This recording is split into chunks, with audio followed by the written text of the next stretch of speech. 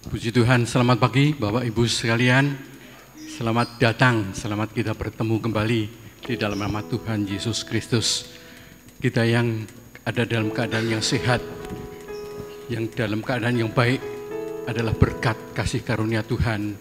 Dan biarlah kita terus bersyukur kepada Tuhan kita. Dan kita berterima kasih kepada Tuhan kita. Dan biarlah kita pagi hari ini bersama-sama merendahkan diri. Kita akan melihat wajah Tuhan bersama-sama, kita memuliakan Tuhan. Dan kita akan masuk doa sebelum ibadah ini. Saya sambut untuk bangkit berdiri bersama-sama. Kita akan berdoa. Tuhan Yesus, kami bersyukur, kami berterima kasih karena kami ada dalam keadaan baik saat ini. Keadaan yang sehat, yang kuat, yang tidak kekurangan suatu apapun karena Engkau baik dan Engkau memberikan kami yang terbaik. Maka dari itu Tuhan, biarlah kami berterima kasih, bersyukur kepadamu karena anugerah-Mu yang besar ini. Dan biarlah kami selalu ingat akan kasih-Mu. Kami tahu Tuhan, ketika kami datang kepadamu, Engkau tidak memberikan syarat bagi kami. Kami harus menjadi orang baik terlebih dahulu, tetapi Engkau menerima kami apa adanya. Engkau menerima kami dalam keadaan apapun. Tetapi kalau kami sungguh-sungguh rindu mencari Engkau, maka Engkau akan menerima kami. Dan kami akan lari kepada Engkau yang bagaikan gunung batu yang kuat, yang kudus. Dan Engkaulah keselamatanku, Engkaulah penolongku, Engkaulah yang dapat ku andalkan. Kami serahkan Tuhan ibadah pagi ini dari awal pertengahan sampai selesai. Engkau memberkati setiap pribadi yang ada. Yang sakit disembuhkan, yang berkekurangan Engkau cukupkan, yang dahaga Engkau puaskan, yang mempunyai persoalan apapun, kami tahu jalan keluar kami, yaitu ada di bawah kaki-Mu. Kami serahkan semuanya di dalam nama Tuhan Yesus Kristus. Haleluya.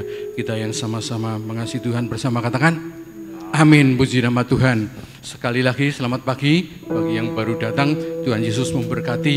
Bapak Ibu mungkin beri salam kepada kanan kiri kita. Kita punya harapan di dalam Tuhan. Harapan kita di dalam Tuhan. Harapan kita di dalam Tuhan. Haleluya, haleluya, haleluya. Kita masuk di dalam pujian ini. Penolong yang kuandalkan. Di hadirat-Mu Kau menerima apa adanya. Di hadirat-Mu Kau menerimaku apa adanya. Di hadirat-Mu tak Kau tolak hati yang hancur. Di hadirat-Mu Kau memperhatikan curahan hatiku. Di hadirat-Mu Kau berikan jalan keluar. Kaulah Tuhanku, Kaulah Tuhanku, gunung batuku, tangan-Mu yang kuat selalu pegang hidupku. Kaulah Tuhanku, keselamatanku, Kau penolongku yang selalu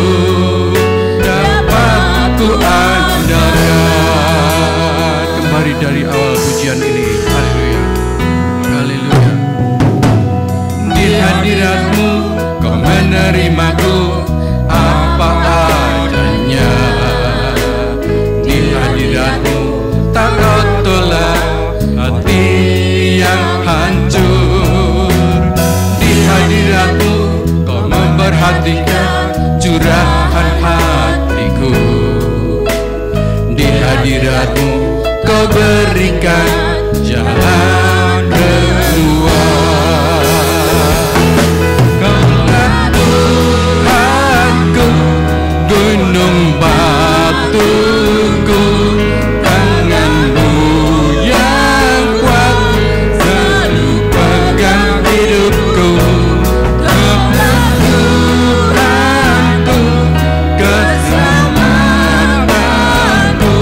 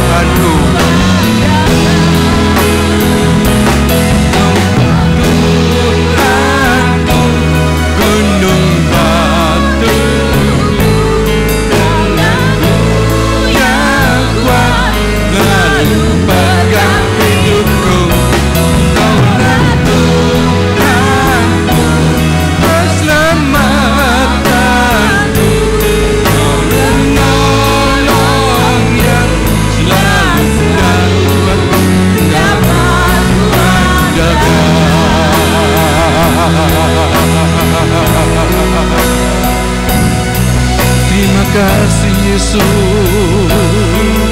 Haleluya.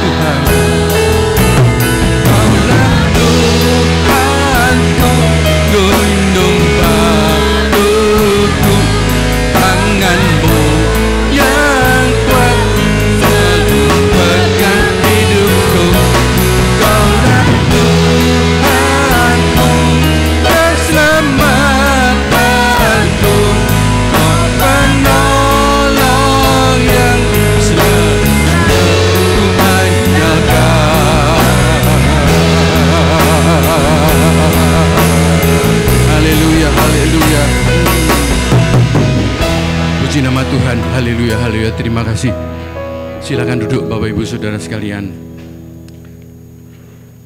Dan kita di dalam Tuhan diciptakan supaya kita tidak pernah gagal. Kita selalu berhasil di dalam Tuhan. Dan bila mana kita hilang pengharapan, tetapi tetap ada jalan keluar. Jalan keluar kita adalah di kaki Tuhan kita Yesus Kristus. Dan rencana Tuhan tidak pernah gagal, selalu menerangi jalan kita. Kita akan teruskan pujian kita, harapanku. Kasih-Mu karya-Mu, haleluya.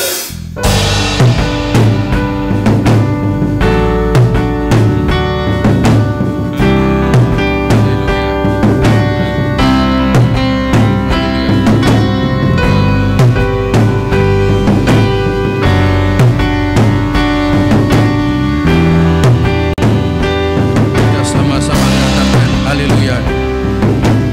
Kasih-Mu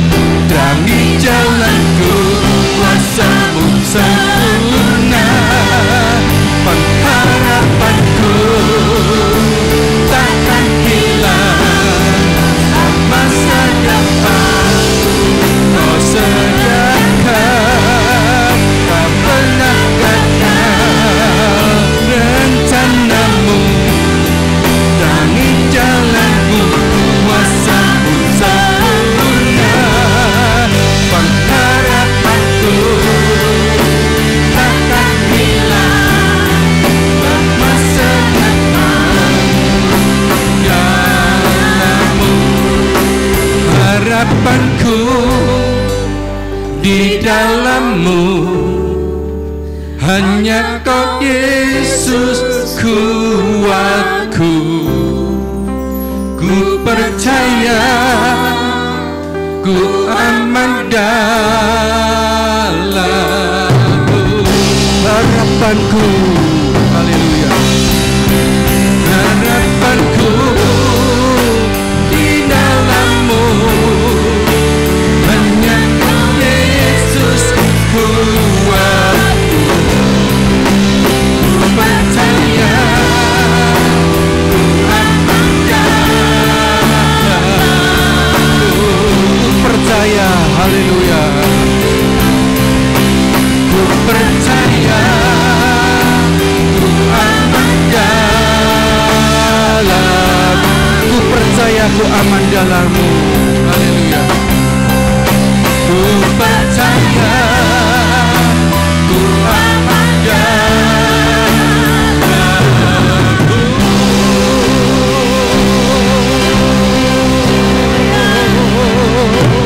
Haleluya.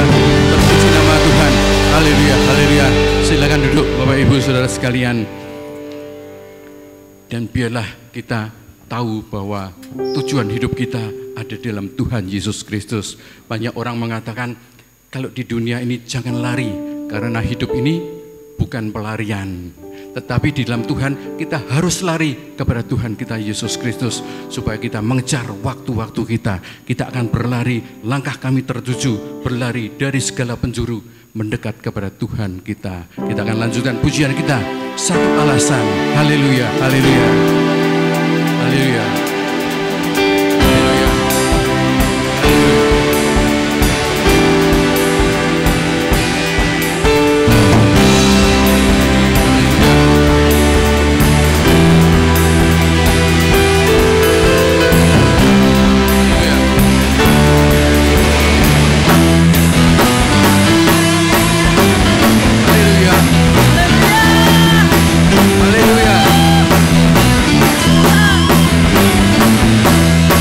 Sama katakan, segenap langkah kami tertuju. Haleluya. Kenali dari segala penjuru. Haleluya. Mendekat kepada Sang Penebus. Haleluya. Dapati sinar terang yang kudus.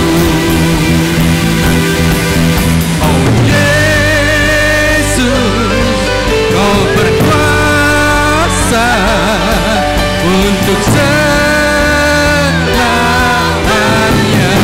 Haleluya. Kami agungkan nama-Mu, Dia pembebas kita, membebaskanlah belenggu.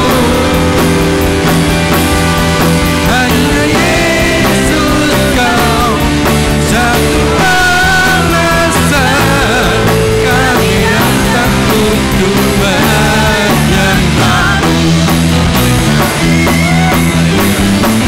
Segala ikatan telah terbuka. Haleluya. Dan setiap dosa telah Kau hancurkan.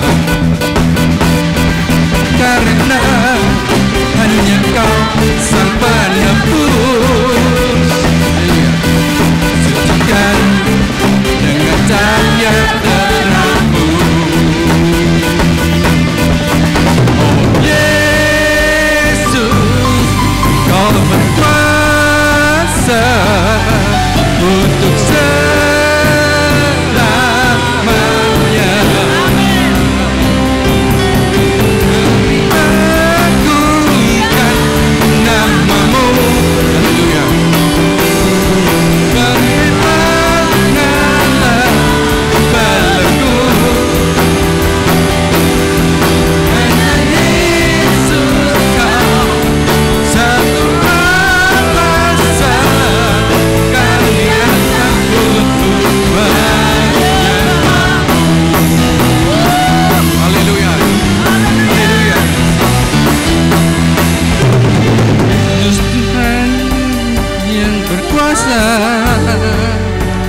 Tiada yang lain, tiada yang lain. Oh Yesus, Kau berkuasa untuk selamanya.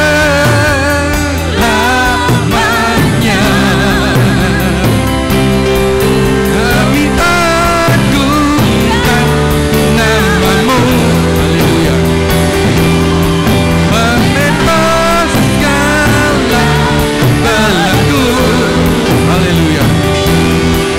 Hanya Yesus Kau satu alasan kami datang untuk menyembah-Mu. Haleluya. Haleluya. Haleluya. Haleluya. Puji nama Tuhan. Haleluya. Haleluya. Haleluya. Haleluya. Haleluya. Dan kita tahu hati Tuhan adalah hati yang putih bersih, hati yang indah, hati yang suci. Tetapi di hati Tuhan ada terukir, yaitu nama-nama kita. Puji Tuhan kalau kita ada di dalam hati Tuhan. Dan di mata Tuhan juga terlukis wajah kita, di mana Tuhan melihat wajah kita ada di dalam matanya. Dan kita bersyukur bahwa kita sudah ditebus oleh Tuhan. Dan ini hanya karena kemurahan Tuhan. Walaupun terkadang kita jatuh bangun, tetapi Tuhan tidak pernah lelah untuk menghampiri kita, memeluk kita dengan cintanya. Puji nama Tuhan. Haleluya. Saya sambut untuk bangkit berdiri sekali lagi. Kita akan masuk dalam pujian ini. Kita dikuatkan oleh firman Tuhan. Hatimu terukir namaku di mata-Mu, terlukis wajahku bukan karena kuat gagahku, namun hanya karena kemurahan-Mu. Meski terkadang aku terjatuh, tak pernah lelah Kau hampiriku, memelukku dengan cinta-Mu. Betapa besar mulia kasih-Mu. Bagi-Mu Tuhan segala pujian, hormat kemuliaan tiada ternilai. Salib-Mu Tuhan sungguh berharga. Engkau Yesus, di hati-Mu terukir.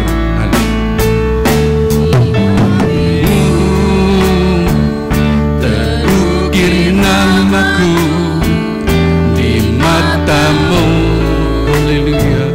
Terlukis wajahku bukan karena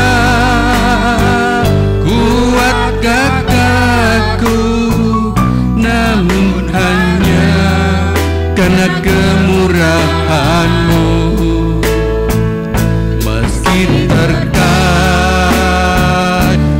aku terjatuh, tak pernah lelah Kau hampiriku, memelukku dengan cinta-Mu. Betapa besar mulia kasih-Mu.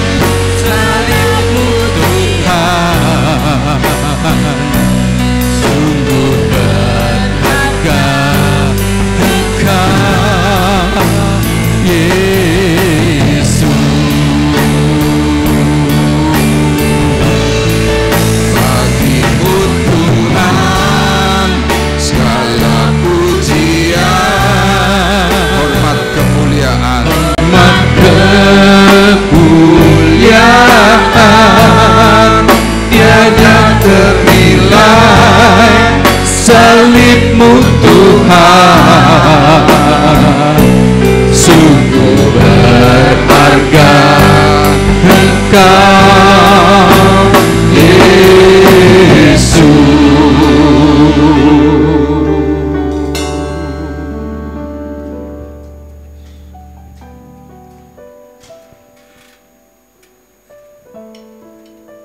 Kami di hadapan Tuhan adalah pribadi yang berharga. Seperti halnya Tuhan juga berharga bagi kami.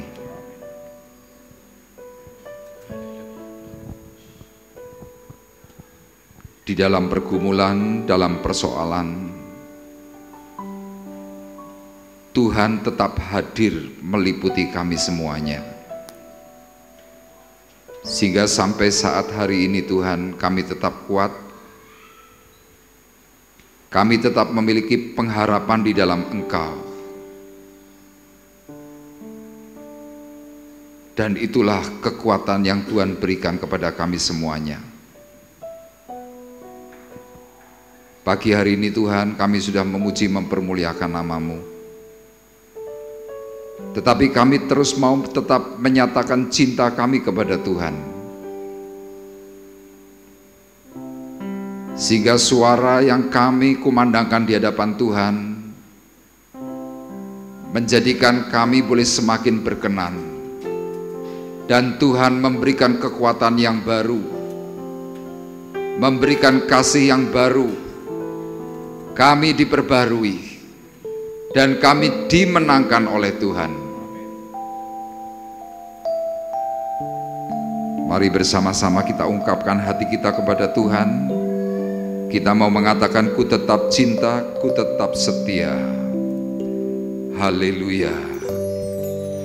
Ku tetap cinta. Haleluya. Ku tetap cinta. Walau badai datang menerpa, ku tetap cinta. Ku tetap setia. Ku tetap setia. Ku tetap setia. Ku tetap setia. Walau tofan datang menerpa, walau tofan datang menerpa, ku tetap setia. Terlalu banyak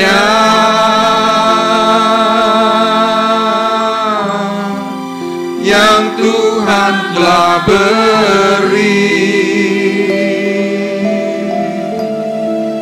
takkan mungkin ku balas dari apa yang ku miliki.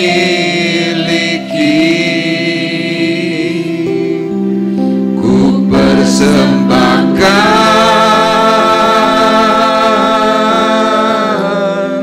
seluruh hidupku,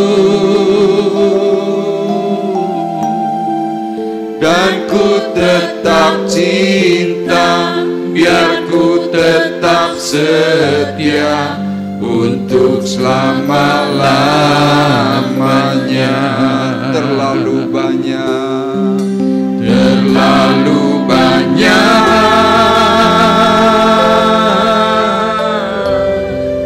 yang Tuhan telah beri, takkan mungkin ku balas dari apa yang ku miliki. Ku persembahkan seluruh hidupku. Ku persembahkan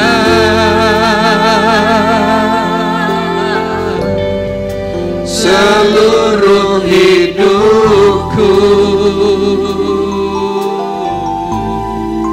dan ku tetap cinta, biar ku tetap setia untuk selama-lamanya.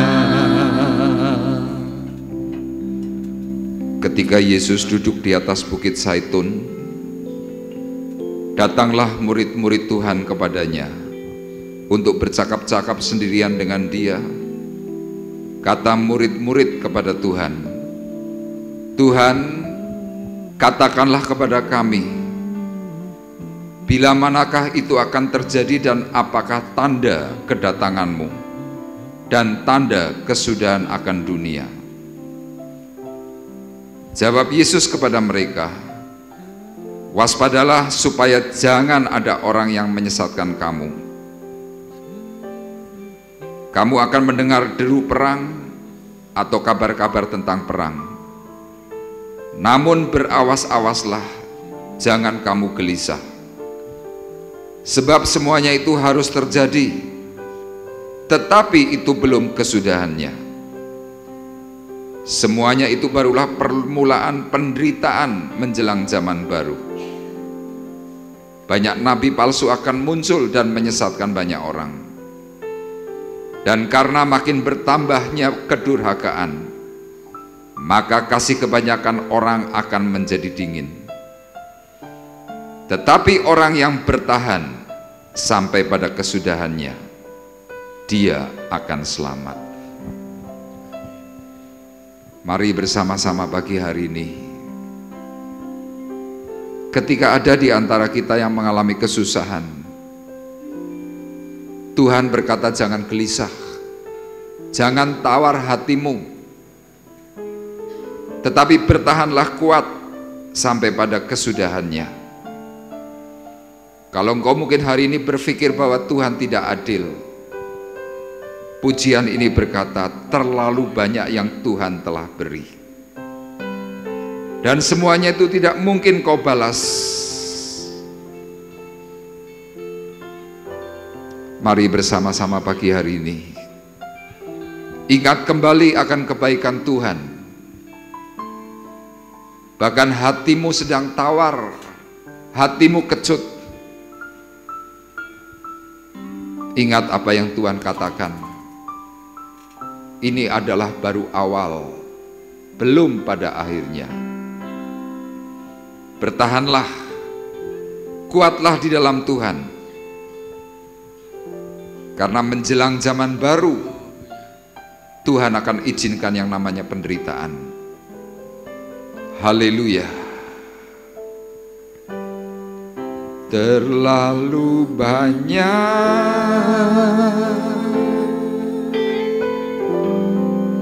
yang Tuhan telah beri,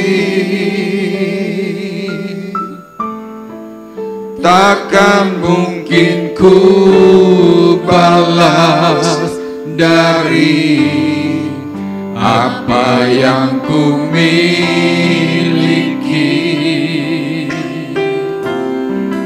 Ku persembahkan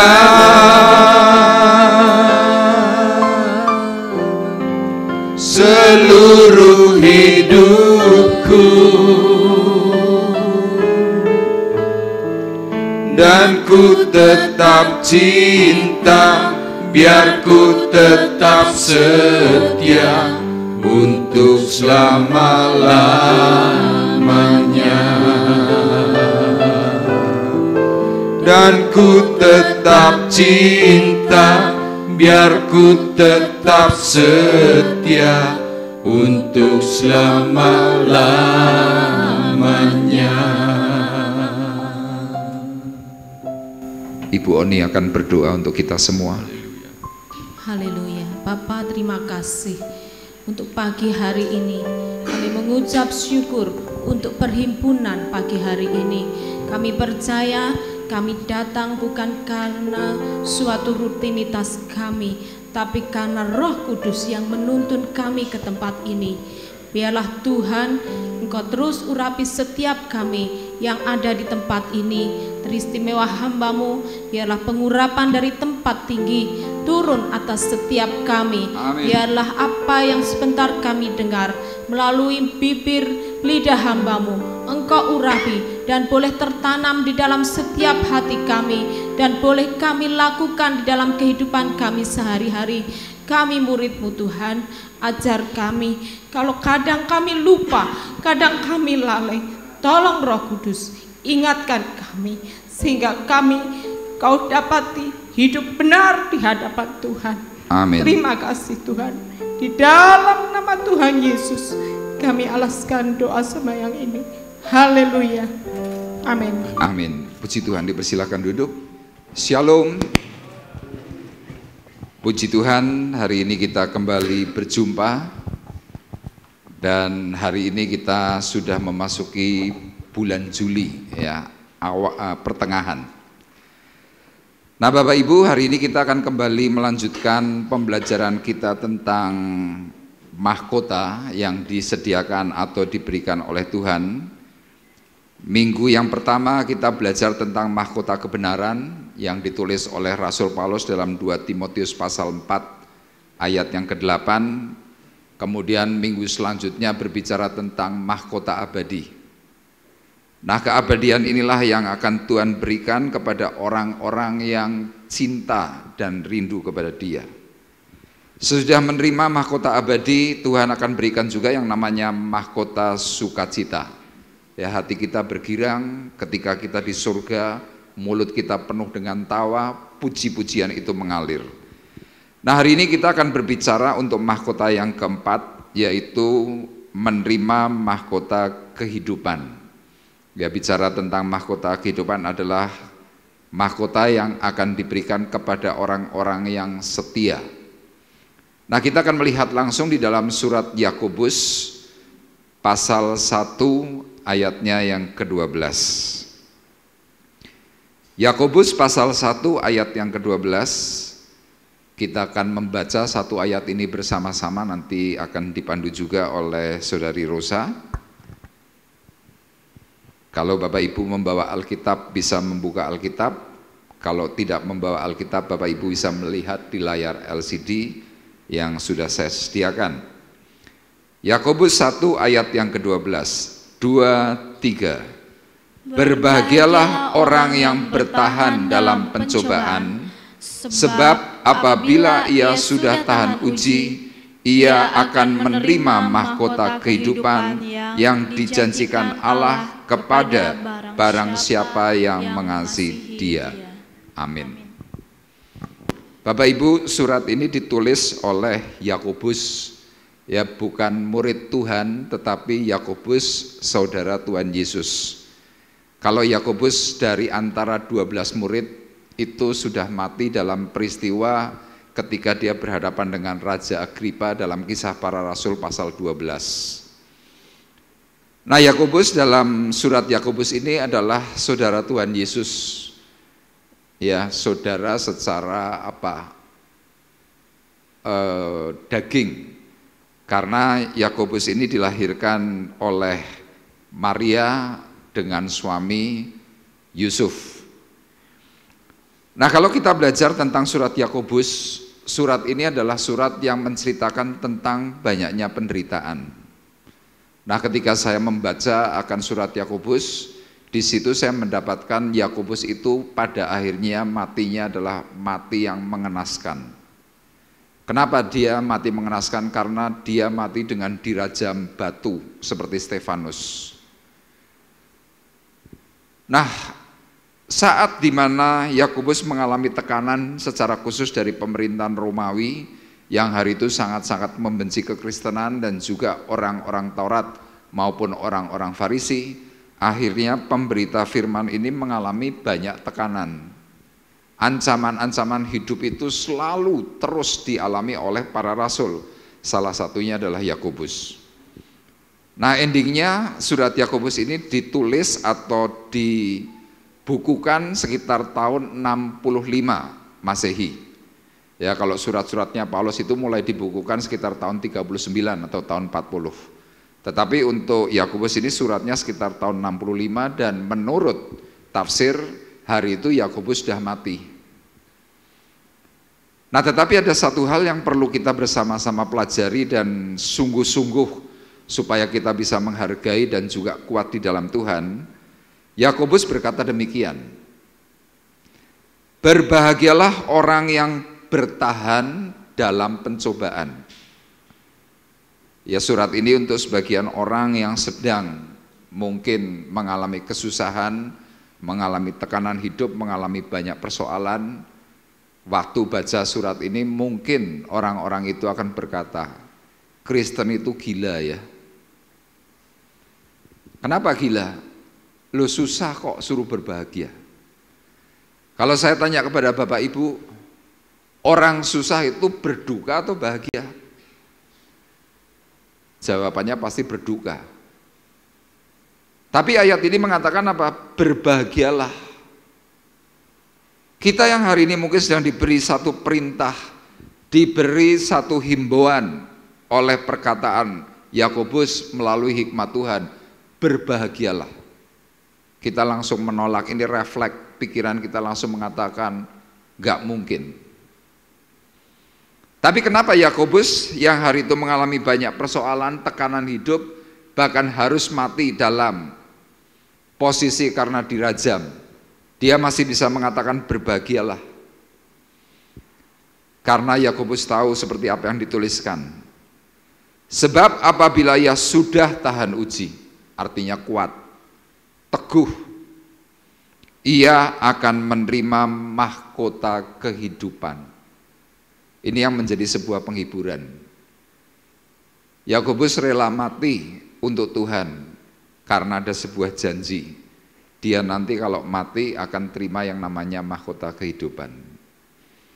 Sama Bapak Ibu yang hari ini mungkin hopeless, ya perasaannya nggak karuan, keseharian rasanya mungkin juga nggak karuan.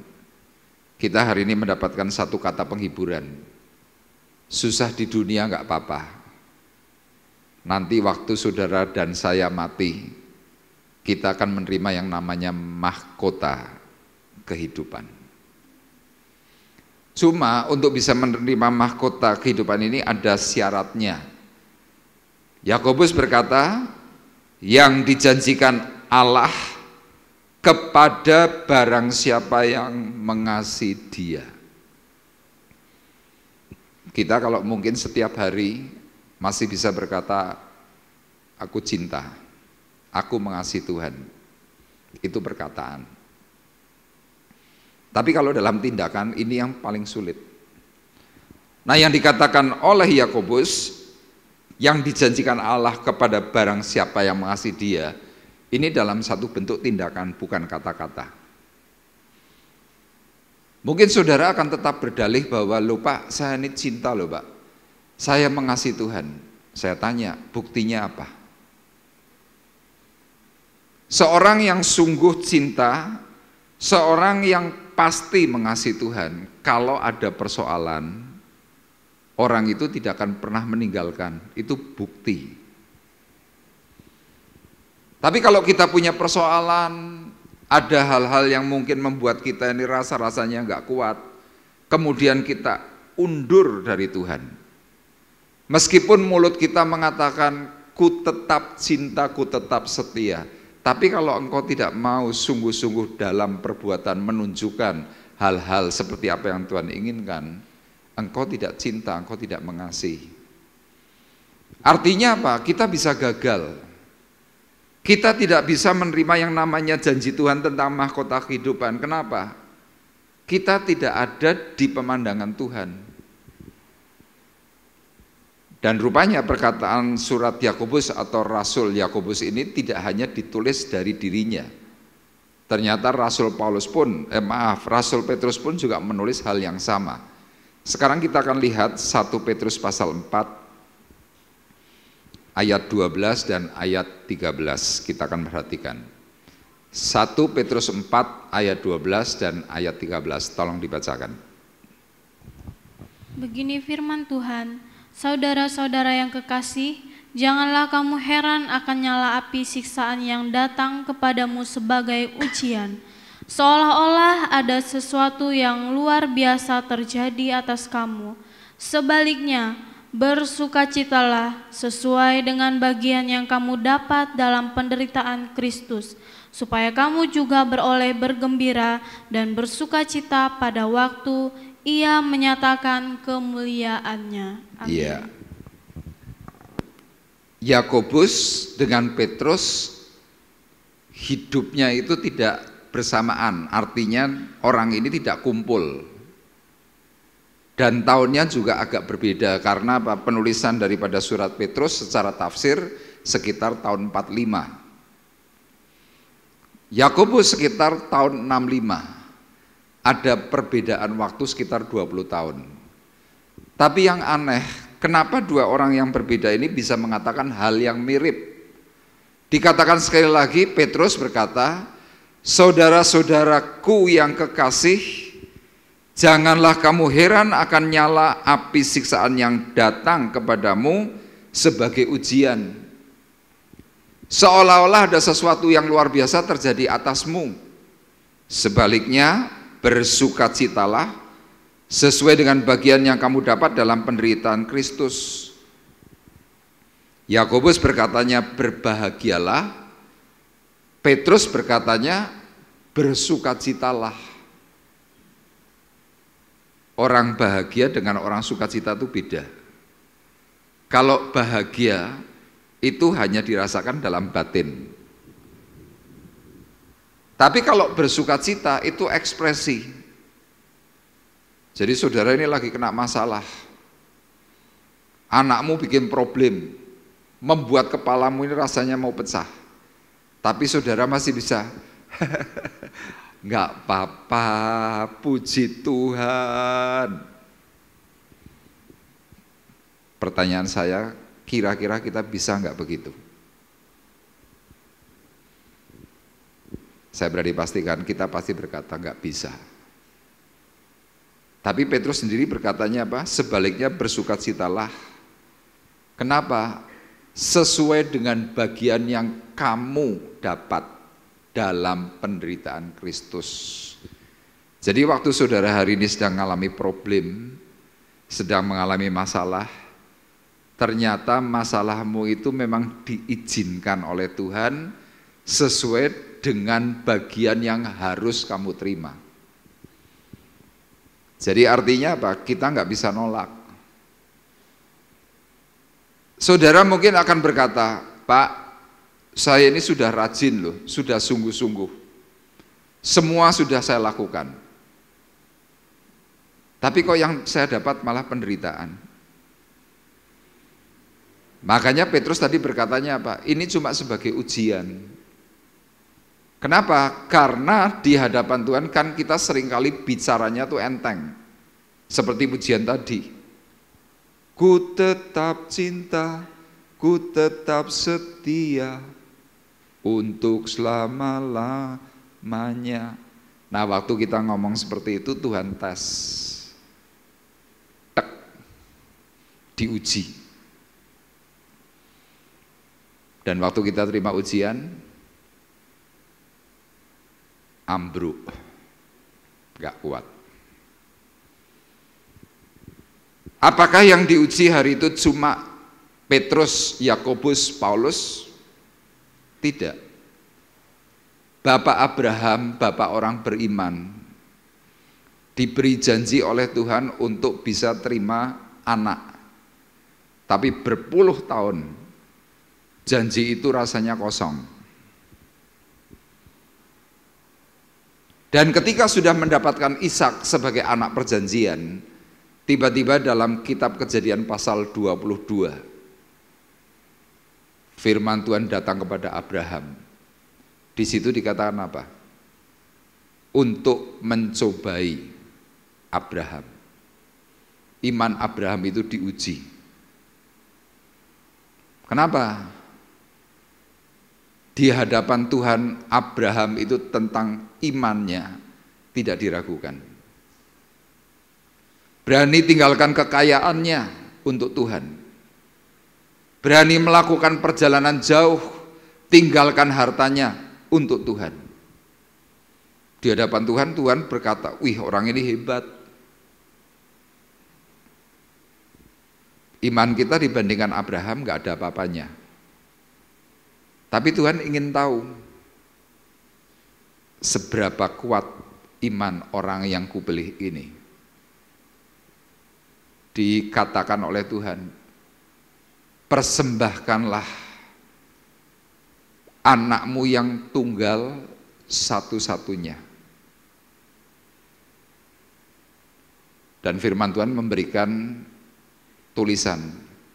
Saat itu juga Abraham langsung melakukan tanpa berbantah. Wih, di hadapan Tuhan ini luar biasa. Makanya kalau hari ini mungkin Bapak Ibu yang merasa sudah cukup kuat ikut dalam Tuhan, Tuhan pasti nanti akan izinkan masalah itu ada dalam dirimu. Ini seperti yang dikatakan oleh Petrus. Sebaliknya bersukacitalah sesuai dengan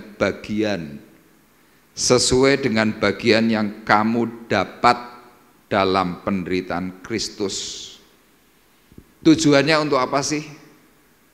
Supaya kamu juga boleh bergembira dan bersukacita pada waktu Ia menyatakan kemuliaannya. Itu tujuan akhir. Abraham ditulis dalam Alkitab. Kita bisa baca, kita bisa menerima penjelasan dari orang-orang yang menjelaskan.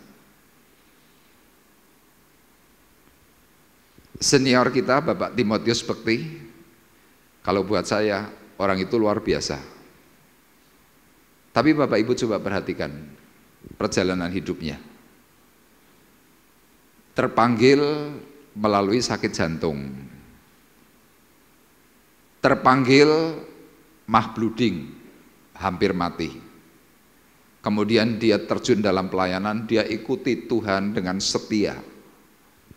Gereja mulai bertumbuh, cabang mulai banyak. Suatu hari di tahun 2001, ngerti-ngerti dia kena bom, istrinya. Kalau nggak salah 2002 atau 2003, rumahnya terbakar. Kemarin dalam masa menjelang COVID, anaknya yang tercinta meninggal. Maaf, meninggalnya bukan di rumah sakit, di tempat parkir sebuah bank. Kadang kita pasti akan berpikir, kenapa ya kok bisa mengalami itu semua? Dan saya berani pastikan, itu pasti sakit.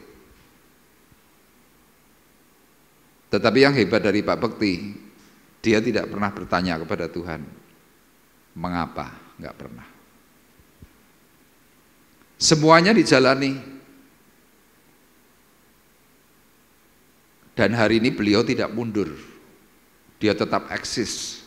Bahkan terakhir kira-kira 2 bulan atau 1 bulan terakhir, jantungnya pun enggak beres, ritmenya enggak karuan.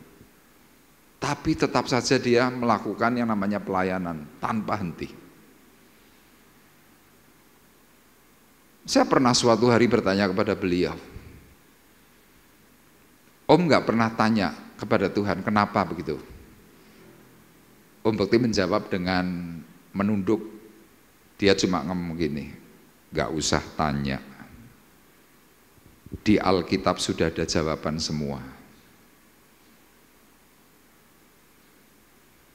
Mungkin saudara hari ini bertanya, tapi Alkitab sudah menjawab.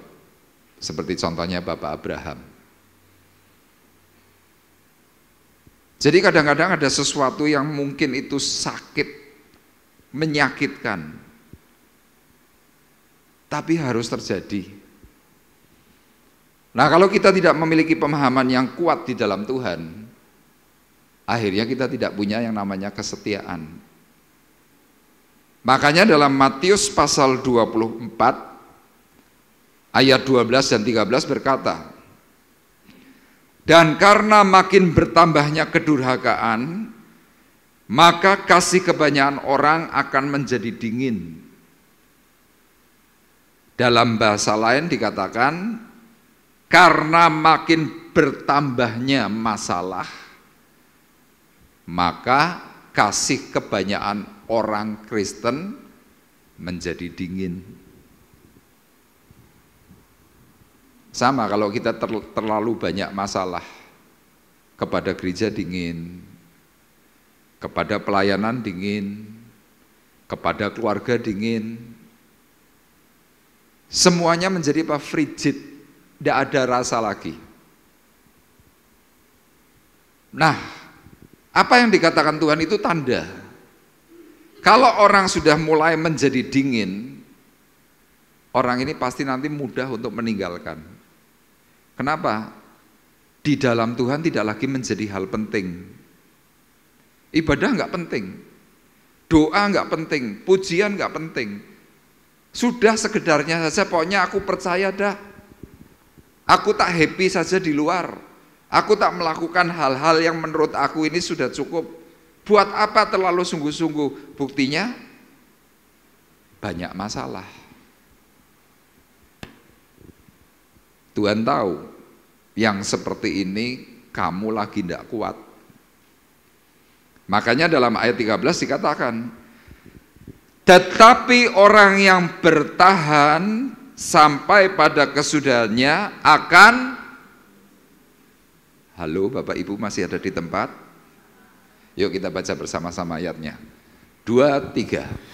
Tetapi orang yang bertahan sampai pada kesudahannya akan selamat. Ini dikatakan oleh Tuhan Yesus sendiri. Tuhan itu maha tahu. Di masa mendatang secara khusus di akhir zaman, perilaku orang beriman di hadapan Tuhan itu seperti apa? Tuhan tahu. Makanya kalau Bapak Ibu perhatikan hari ini gereja yang paling laris, gereja yang bagaimana? Pertama, gereja yang khotbahnya cepat. Makanya ada gereja yang namanya gereja 1 jam saja. Dikemas pujian, khotbah, pengumuman 1 jam kurang sedikit sudah selesai. Jemaatnya senang. Kenapa? Dengar khotbah panjang-panjang mumet kata mereka. Yang begini cocok. Itu yang digemari. Terus apa lagi? Khotbah tentang berkat. Itu paling digemari. Kenapa? Loh saya butuh berkat. Banyak dari kita mengatakan, wejangan sepodo wae lah aku baca Alkitab dhewe iso.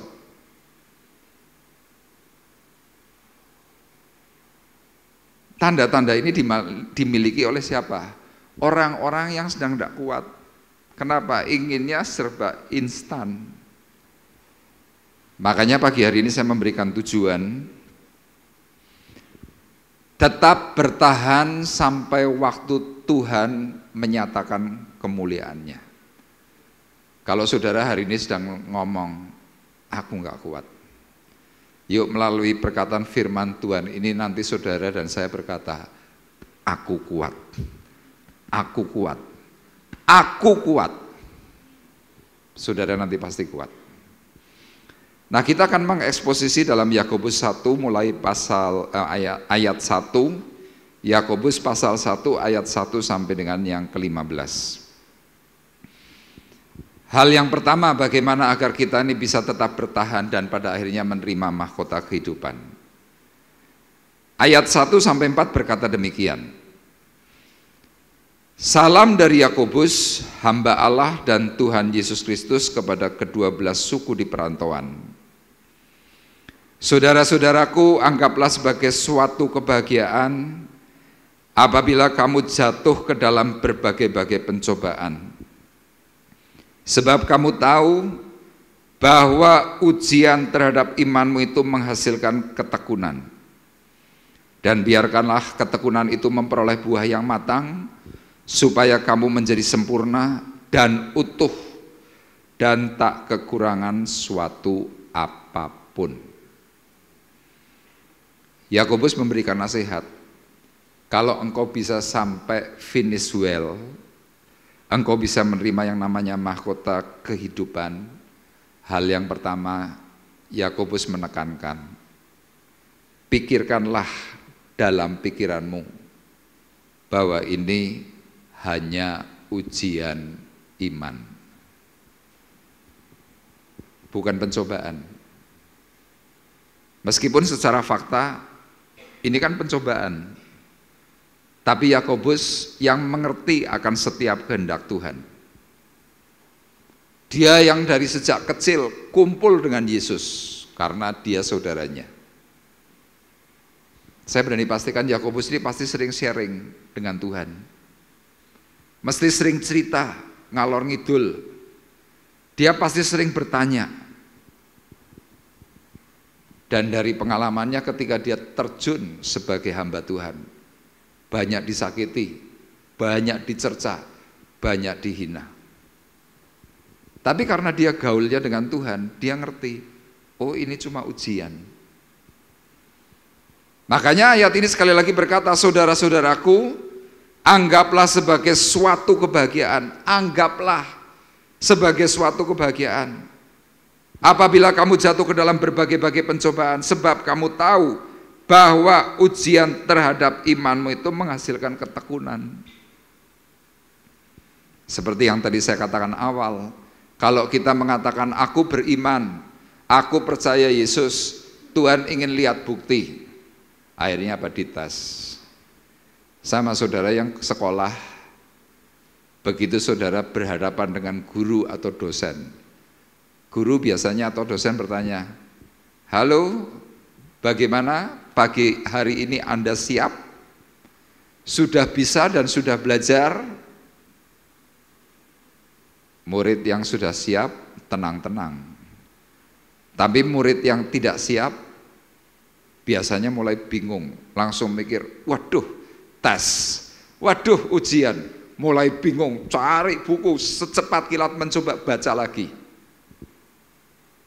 Tiba-tiba guru atau dosen cuma ngomong, yuk kita buka bab sekian, kita ujian.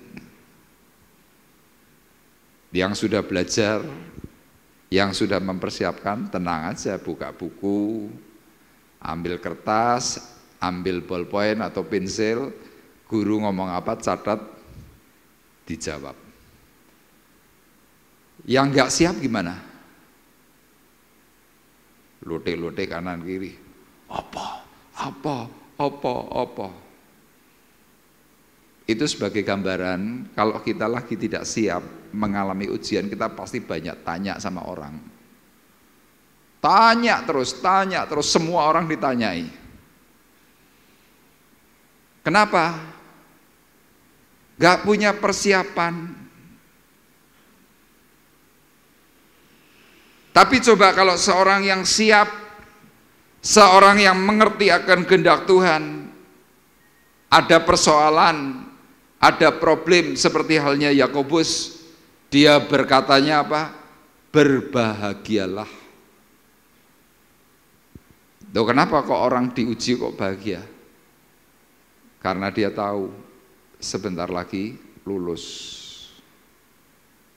Kan paling bahaya kalau seandainya saudara ini didiamkan oleh dosen atau oleh guru. Tidak pernah diberi pertanyaan, tidak pernah ditanya, tidak pernah diuji. Mlebu syukur, ora mlebu ya karepmu. Wah, itu malah susah. Saya punya beberapa keponakan yang lagi ujian skripsi dengan dosen pembimbing.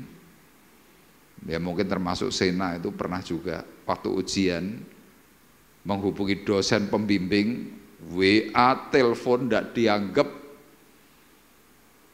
dibuka saja enggak. Begitu WA-nya dibuka cuma dibaca, tidak ditanggapi. Langsung bagaimana? Bingung, tanya sana tanya sini, dosen ini karepe piye itu mau jawab. Mending kalau cuma 1-2 hari tidak dijawab, 3 bulan. 2 keponakan saya mengalami itu. Saya cuma jawab, ya biasalah.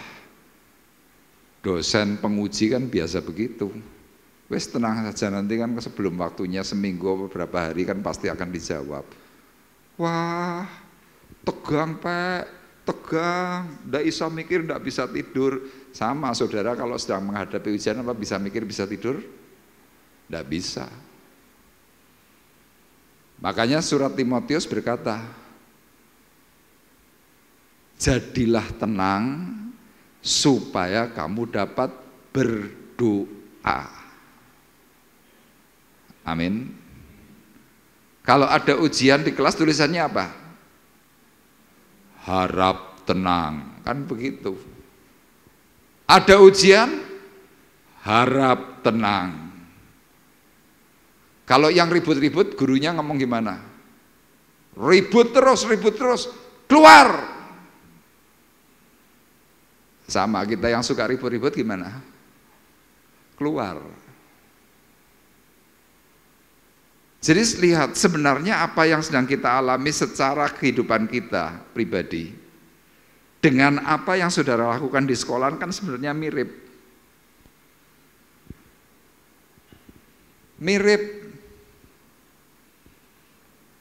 Saya kemarin lihat short video.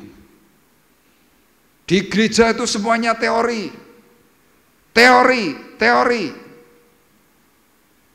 Prakteknya di mana? Di luar gereja. Sama saudara sudah punya teori yang kuat di dalam firman. Sekarang diuji oleh Tuhan, kuat enggak? Makanya waktu ada hal pencobaan, masalah, apapun yang menjadi masalahmu, engkau sakit, engkau boleh berkata kepada dirimu sendiri, ora apa-apa, cuma ujian. Anakmu nakal, diatur gak bisa, saudara berkata kepada dirimu sendiri, ndak apa-apa, ini ujian melalui anakku, nanti anakku dipulihkan Tuhan. Apa yang jadi masalahmu? Keuanganmu sama, ini hanya ujian. Apapun yang menjadi masalahmu, ini hanya ujian. Kalau engkau bisa berpikir positif dengan apa yang seperti firman Tuhan katakan, engkau pasti tenang. Tapi kalau seandainya kita tidak bisa berpikir secara benar di hadapan Tuhan, apa yang terjadi? Sekarang kita lihat Yakobus 1 ayat 13 sampai 15. Tolong dibacakan. Yakobus 1 ayat 13 sampai 15. Begini firman Tuhan, apabila seorang dicobai, janganlah ia berkata, pencobaan ini datang dari Allah, sebab Allah tidak dapat dicobai oleh yang jahat, dan ia sendiri tidak mencobai siapapun. Tetapi tiap-tiap orang dicobai oleh keinginannya sendiri, karena ia diseret dan dipikat olehnya. Dan apabila keinginan itu telah dibuahi, ia melahirkan dosa, dan apabila dosa itu sudah matang, ia melahirkan maut. Amin. Yakobus memberikan nasihat. Apabila seorang dicobai, janganlah ia berkata pencobaan ini datang dari Allah. Kan banyak dari kita waktu kita kena masalah, kita punya pergumulan, kita langsung berkata, Tuhan sudah tidak cinta sama aku. Makanya aku kena banyak masalah. Tapi Yakobus mengingatkan, jangan kita berkata, pencobaan ini datang dari Allah. Kalau kita sampai berkata, Tuhan tidak cinta aku, nanti iblisnya yang masuk. Waktu iblis masuk, iman kita pasti akan mengalami goncangan. Yakobus tahu bahwa dia harus mengalami penderitaan. Dia ngerti, Tuhanku tidak pernah mencobai siapapun. Yakobus tahu, Tuhanku bukan Tuhan yang jahat. Makanya dia menekankan, janganlah ia berkata pencobaan ini datang dari Allah. Sebab Allah tidak dapat dicobai oleh yang jahat, dan ia sendiri tidak mencobai siapapun. Loh Pak, kalau tadi Bapak mengatakan bahwa ada ujian, terus gimana? Ujian dengan pencobaan itu kan beda. Diuji dan dicoba kan beda. Allah nguji itu kan ngetes.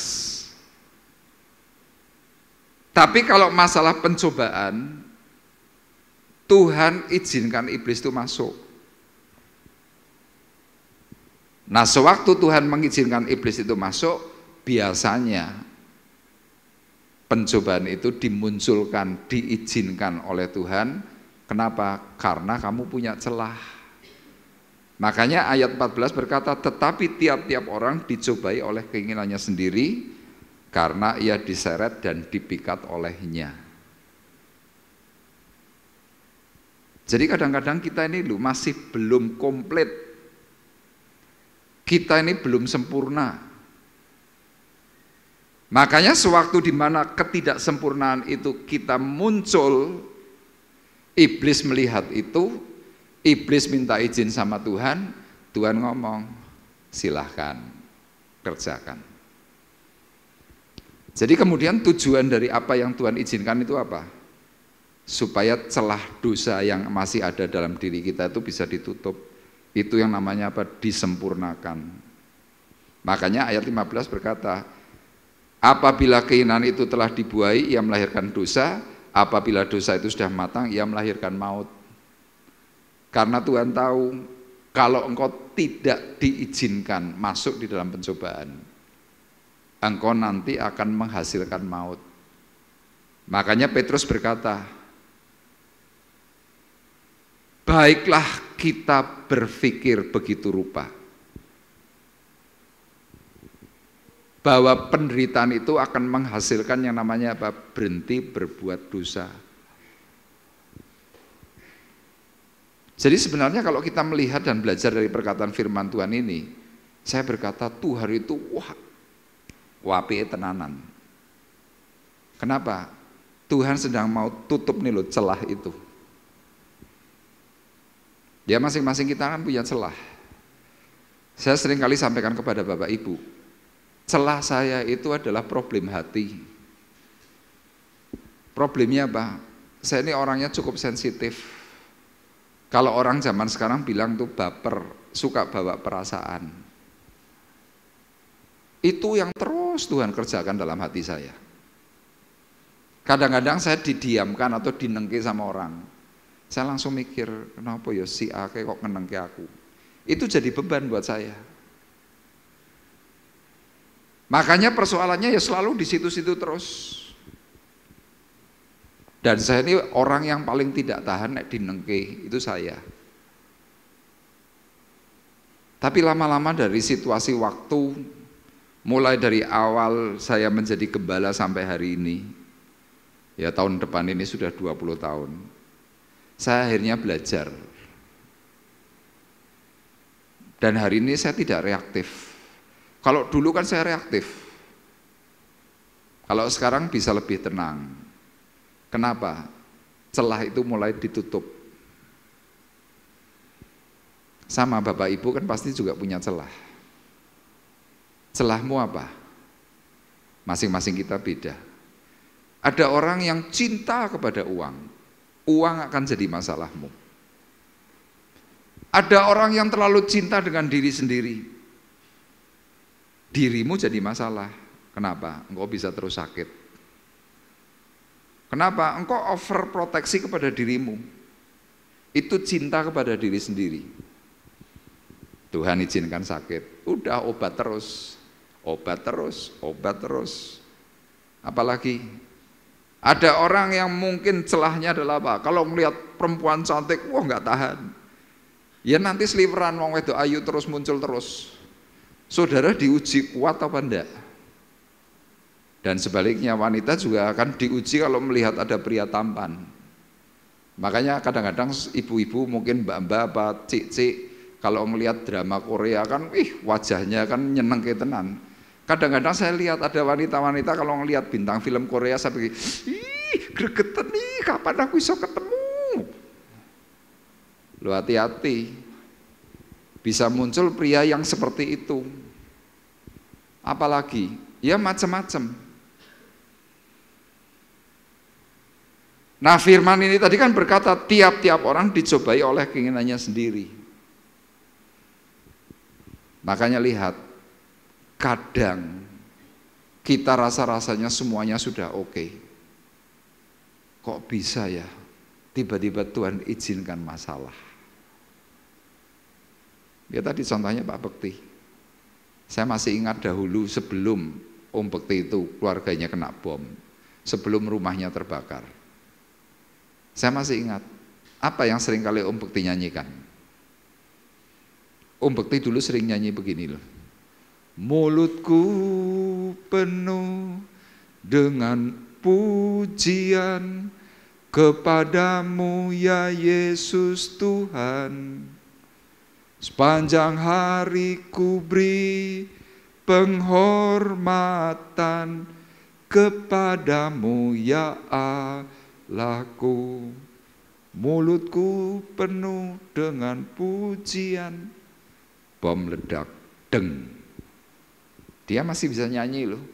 Mulutku penuh dengan pujian kepadamu ya Yesus Tuhan. Rumahnya terbakar, keponakannya mati. Tuhan kepengen lihat apa yang kau katakan, apa yang kau ucapkan, apa yang kau nyanyikan, podo pora, kira-kira gitu.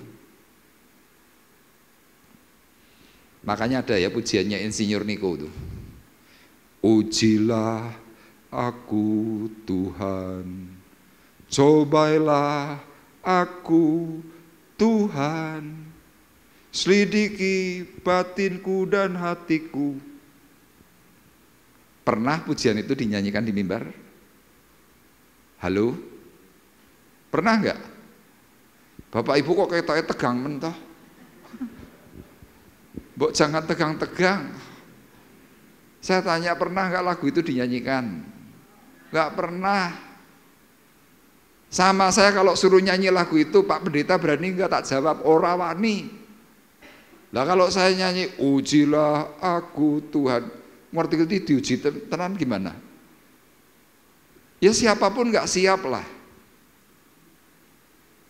Makanya apa pikiran kita, persenjataan pikiran kita ini harus benar. Kira-kira kalau kita mau mengalami sesuatu itu siap atau enggak? Ya kita kan pandai berteori kadang-kadang. Tapi hari ini saya mau berkata jujur, enggak gampang. Yakobus pun mengatakan hal untuk berbahagia. Petrus berkata bersukacita itu juga tidak gampang. Tapi mereka sudah mengalami itu semua. Makanya tips itu, nasihat itu dibagikan kepada kita, bagaimana caranya? Yang pertama tadi, oh ini cuma ujian. Sudah kalau kita bisa berpikir begitu, kita nanti bisa lebih tenang. Tidurmu bisa enak, itu yang pertama.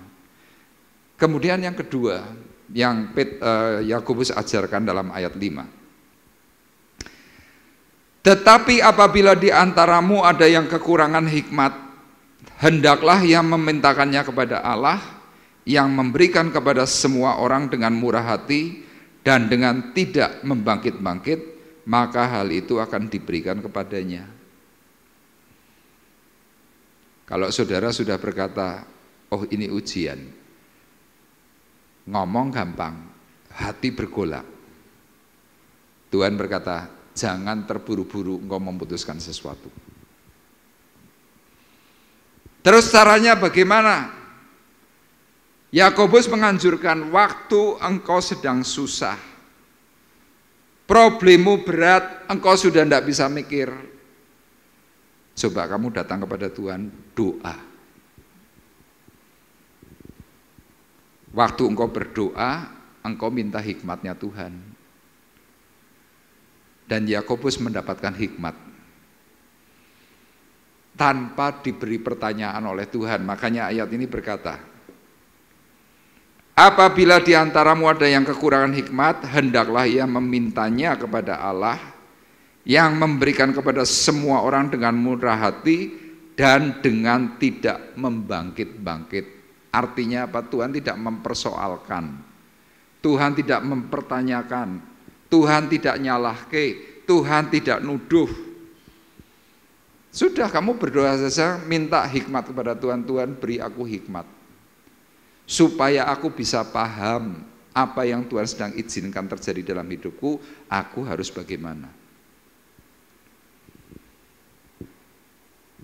4 hari yang lalu ada seorang ibu yang nangis-nangis minta tolong kepada saya. Pak Arif, tolongi anak saya, Pak. Pak, tolongi, Pak. Saya bilang, Bu, nolongi itu gampang. Tapi nolongi itu benar atau enggak? Karena kena kasus. Enggak ditolongi salah, ditolongi salah.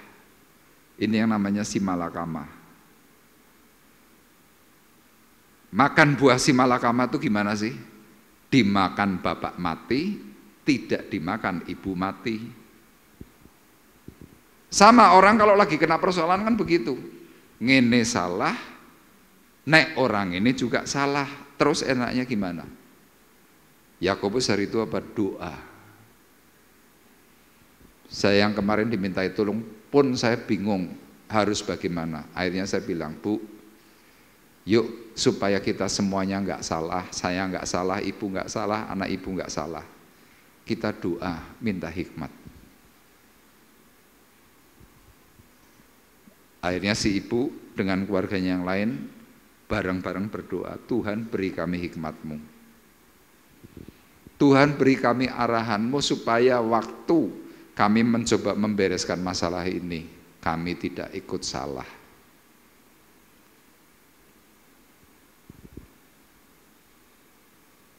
Kemarin dikabari, Pak, puji Tuhan, sudah ada jalan keluar.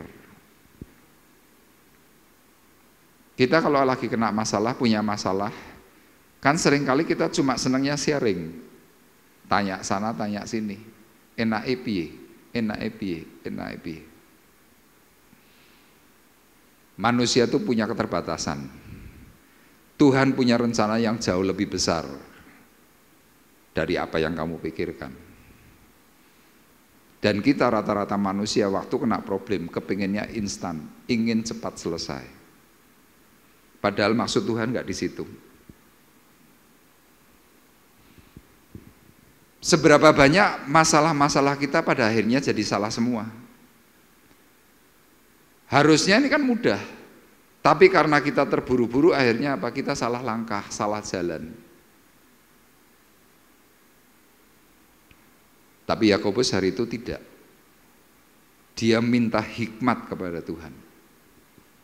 Saudara mungkin akan tanya, loh Pak, saya sudah berdoa tapi hikmat Tuhan nggak muncul. Amsal pasal 9 ayat 10 berkata, permulaan hikmat adalah takut akan Tuhan dan mengenal yang Maha Kudus adalah pengertian. Jadi kalau engkau ingin berhikmat, saya tanya, sudah takut Tuhan belum? Ayub berkata, mengenal Tuhan adalah hikmat. Percaya kepada Tuhan adalah hikmat. Jadi waktu kita ini loh mengenal Tuhan, kita percaya kepada Tuhan, tanpa sadar Tuhan itu sudah beri hikmat kepadamu. Itu bijaksana. Makanya hikmat dalam bahasa Inggris itu wisdom, kebijaksanaan. Nah, orang yang bisa menerima kebijaksanaan dari Tuhan kapan? Waktu orang itu memiliki permulaan takut Tuhan. Takut Tuhan. Makanya kalau kadang-kadang doa kita nggak dijawab, kenapa? Mungkin kamu nggak takut Tuhan. Lo takut Tuhan tuh yang gimana sih? Apa seperti, wedi gitu? Bukan. Takut Tuhan adalah menghargai, menghormati Tuhan. Di atas segala-galanya itu takut Tuhan. Nah banyak orang salah konsep. Takut Tuhan dipikirnya, Tuhan itu mengerikan, bukan itu. Yakobus menuliskan ini karena dia punya pengalaman. Kalau kamu kekurangan hikmat, minta kepada Allah. Doa.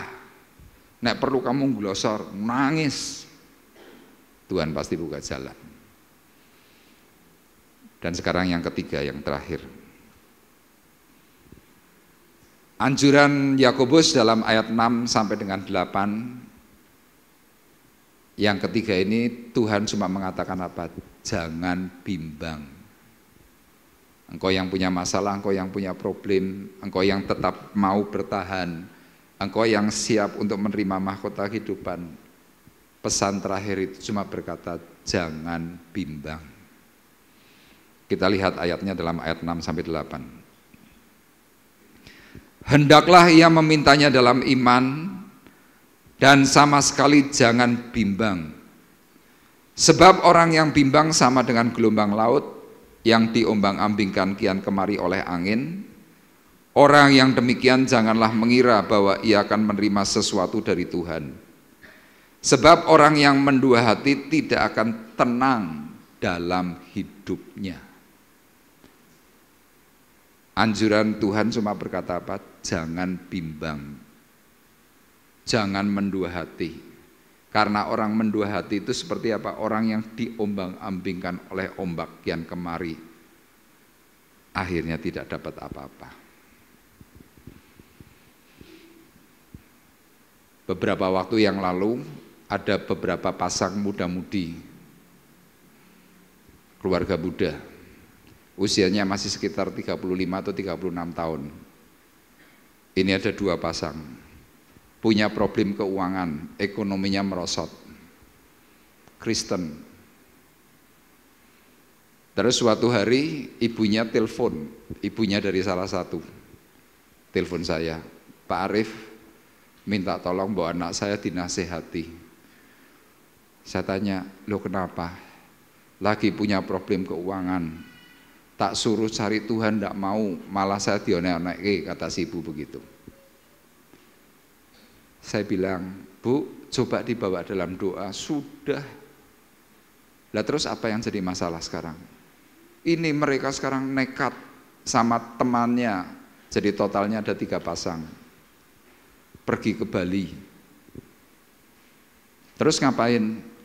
Di sana ada satu tempat, bayarnya sekian, ada paket 3 hari, 7 hari, 10 hari. Ngapain?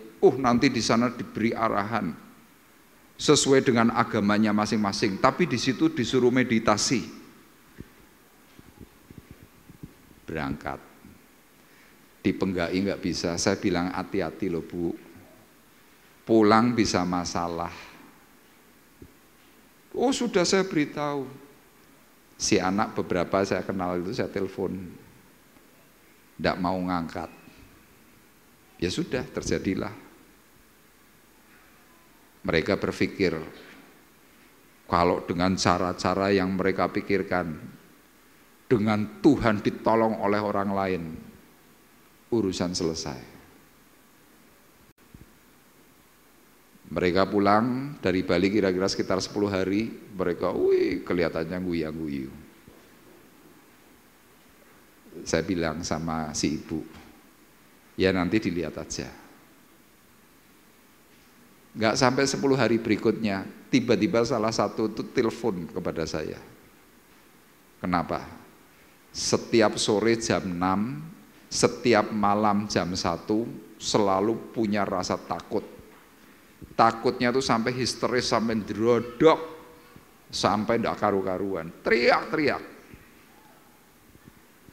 Dan itu diobati, disembuhkan melalui doa itu berbulan-bulan.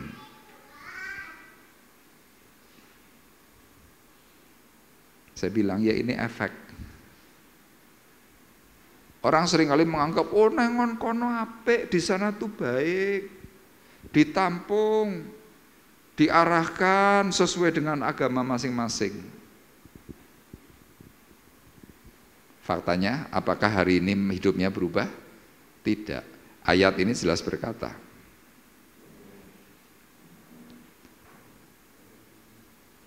dan hendaklah ia memintanya dalam iman dan sama sekali jangan bimbang. Sebab orang yang bimbang sama dengan gelombang laut yang diombang-ambingkan kian kemari oleh angin. Orang yang demikian janganlah mengira bahwa ia akan menerima sesuatu dari Tuhan. Sebab orang yang mendua hati tidak akan tenang dalam hidupnya.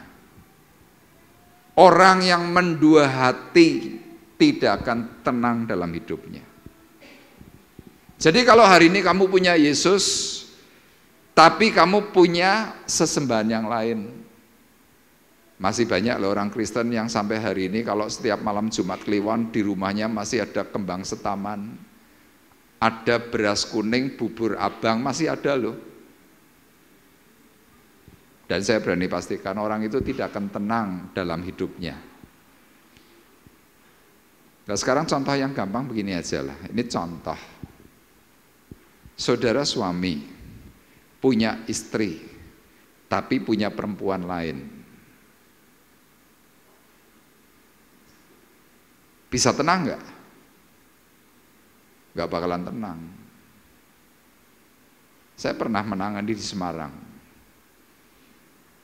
Wih, kalau di luar itu kelihatannya aman. Sama istri itu, wih, semuanya kelihatannya harmonis. Tapi suatu hari sang pria ini telepon saya, dia berkata begini, Pak Arief, saya mau sharing konseling bisa nggak? Oh bisa Pak. Ketemulah di sebuah tempat makan, ngobrol ngalor ngidul. Tapi yang saya perhatikan pria ini selalu gini, celingak-celinguk terus. Saya tanya, Pak, kok kelihatannya nggak tenang, kenapa? Udah apa-apa, tapi celingak-celinguk. Singkatnya akhirnya dia ngaku, Pak, saya ini sebetulnya ngomong tuh malu, tapi saya kepengen tenang. Loh kenapa? Saya punya simpenan dan sudah punya anak. Sesudah dia ceritakan semua, saya bilang, inilah akibat mendua hati. Ini cuma urusannya dengan manusia loh. Gak tenang kenapa sih? Wedi konangan buju, kira-kira begitu, pasti gak tenang. Kalau dengan istri sesudah itu apa ya, paling breng, ribut, kan paling begitu. Tapi kenapa firman Tuhan memberikan sebuah perkataan, kalau kita ini mendua hati, ada Tuhan dan ada yang lain. Ayat ini berkata, kamu tidak akan tenang. Makanya waktu hidup kita tidak tenang itu adalah sebuah sinyal. Sinyal untuk apa? Cepat-cepatlah berbalik, cepat-cepatlah bertobat, jadikan Tuhan itu adalah satu-satunya. Tanda orang yang kembali kepada Tuhan itu cuma satu. Damai sejahtera Allah itu melingkupi orang percaya. Udah itu aja. Yakobus pada akhirnya bisa menyelesaikan pertandingan dengan baik. Meskipun dia harus mati dirajam. Tapi sesuai dengan perkataan firman-Nya, dia menerima mahkota kehidupan. Kenapa? Di dalam semua masalah, di dalam semua tekanan yang pernah dihadapi, dia cuma ngomong, ini cuma ujian. Dia cuma ngomong bahwa apa yang aku sedang alami, aku perlu hikmat. Dia doa. Dan dia tidak pernah bimbang. Makanya apa? Dia masuk dalam buku kehidupan Alkitab. Kenapa? Imannya hebat. Dan biarlah perkataan firman Tuhan pagi hari ini mengingatkan kepada kita bahwa Tuhan siap untuk menolong dirimu. Bertahanlah dalam iman, percaya bahwa Dia tidak pernah meninggalkanmu sama sekali. Amin. Tuhan memberkati. Ku tetap cinta,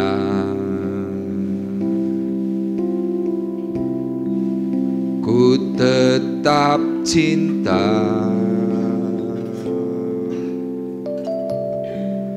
walau badai datang menerpa, ku tetap cinta, ku tetap setia, ku tetap setia, ku tetap setia, ku tetap setia, walau topan datang menerpa, walau topan datang menerpa, ku tetap setia. Terlalu banyak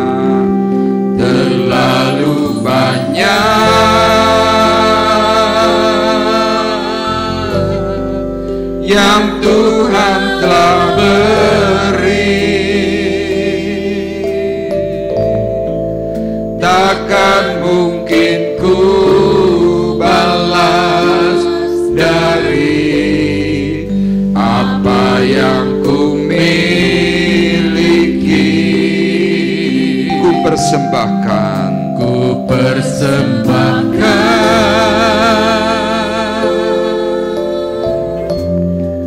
seluruh hidupku, dan ku tetap cinta, biar ku tetap setia untuk selama-lamanya. Paulus pernah berkata, pencobaan-pencobaan yang kamu alami ialah pencobaan-pencobaan biasa yang tidak melebihi kekuatan manusia, sebab Allah setia, dan karena itu Ia tidak akan membiarkan kamu dicobai melampaui kekuatanmu. Pada waktu kamu dicobai, Ia akan memberikan kepadamu jalan keluar sehingga kamu dapat menanggungnya. Semua persoalan yang pernah saudara alami, pernah engkau hadapi, mari bersama-sama kita tilik, kita evaluasi kembali. Mungkin berapa tahun yang lalu engkau pernah kena persoalan, tetapi persoalan itu pada akhirnya selesai. Beberapa waktu kemudian kau mungkin punya problem, tetapi problem itu juga tetap selesai. Itu membuktikan bahwa pencobaan yang sedang dialami olehmu tidak melampaui kekuatanmu. Tuhan tahu batas waktu, Tuhan tahu akan batas kekuatanmu. Makanya ketika engkau sudah mulai berkata, Tuhan aku tidak kuat, Tuhan memberikan kepadamu jalan keluar. Terlalu banyak yang Tuhan telah beri, takkan mungkin ku balas dari apa yang ku miliki. Ku persembahkan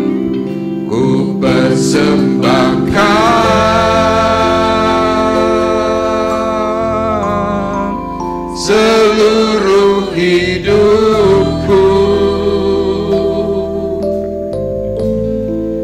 dan ku tetap cinta, biar ku tetap setia untuk selama-lamanya.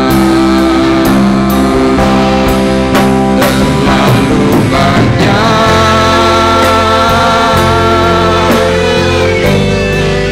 yang Tuhan telah beri,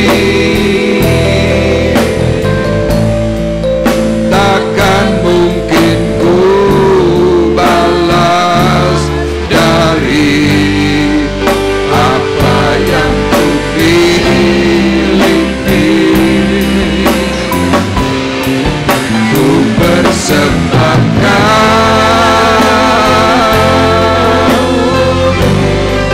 seluruh hidupku, dan ku tetap cinta, dan ku tetap setia untuk selama-lamanya. Terlalu banyak ya Tuhan, ampuni kami ketika kami berpikir lain dengan apa yang Tuhan arahkan. Mungkin ku balas dari apa yang ku miliki. Ku persembahkan seluruh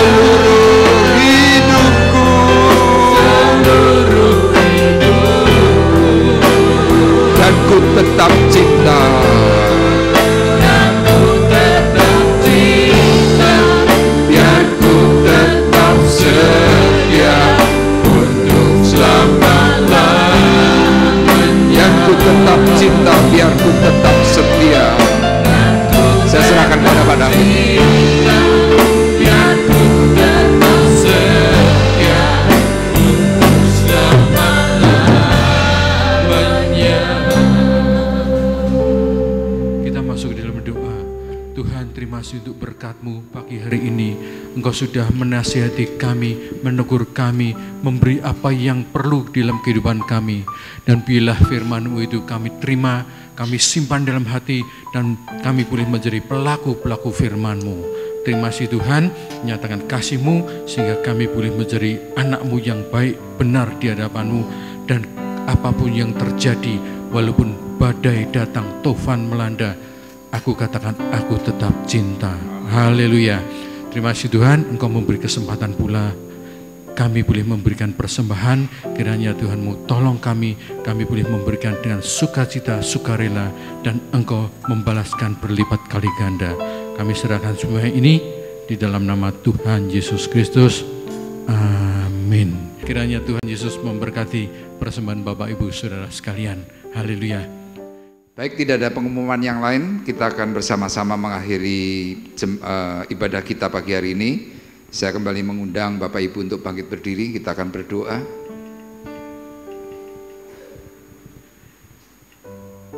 Sebelum kami berpisah, kami kembali berdoa kepada Tuhan. Mengingat Tuhan, saudara kami yang sakit, Bapak Suparwoto bersama Ibu Harsih. Kami tahu Tuhan, penyakit ini cukup serius. Kami tidak mempunyai kekuatan, tetapi kami masih memiliki Tuhan yang hebat.